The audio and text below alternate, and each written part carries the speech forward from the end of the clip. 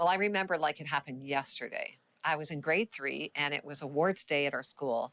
And I didn't know really what an award was, but I knew I wanted one. I wanted my name to be called, but it wasn't. In my little mind that day, I felt like I wasn't enough. Somehow I didn't measure up. And I started to form my identity on this lie that if I just tried harder and achieved more, then maybe I would measure up. Maybe you can relate. Perhaps your identity was formed on a lie, a belief system that you didn't measure up. So, how do we find our true identity? Well, let's go back to the beginning, Genesis 1, verses 26 and 27. And then God said, "Let us make mankind in our image, in our likeness, so that they may rule over the fish in the sea and the birds in the sky, over the livestock and all the wild animals, and over all the creatures that move along the ground." So God created mankind in his own image.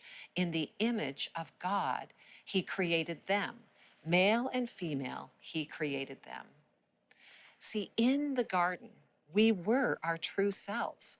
We measured up and we had intrinsic value and worth because God made us to reflect him.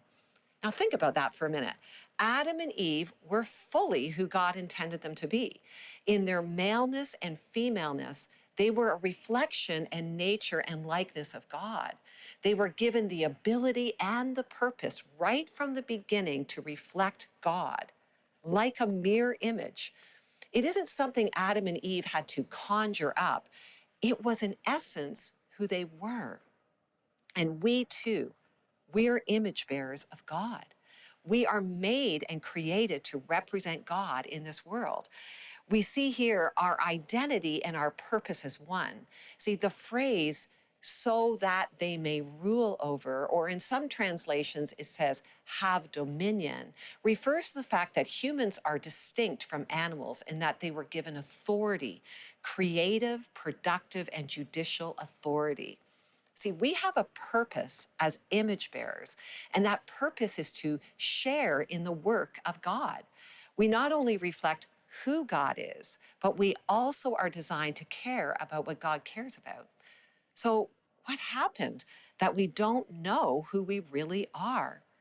Well, we've suffered a great loss in the garden when sin entered into the world and lied to humans, telling them that they aren't enough, and God was holding out on them. We lost our true identity as image bearers, and we lost our intimacy with our Creator. We lost our childlike ways with a loving Father, where we enjoyed each other's company and participated in the same purposes. We lost our true selves. But God, he has done something to make what was lost found. So what did he do? Well, Ephesians 2, verse 4 and 5 tell us, "But because of his great love for us, God, who is rich in mercy, made us alive with Christ when we were dead in transgressions. It is by grace you have been saved." See, what was lost is found in Jesus. Our true identity is found when we look at Jesus, a perfect reflection of God. Jesus dealt with sin and he made a way for us to be restored. Jesus provides a way back to the Father, a way back home to the garden. Want to find your true identity? Look to Jesus. He's calling you by name. We find our true self once again, all because of Jesus. And that's courageous living.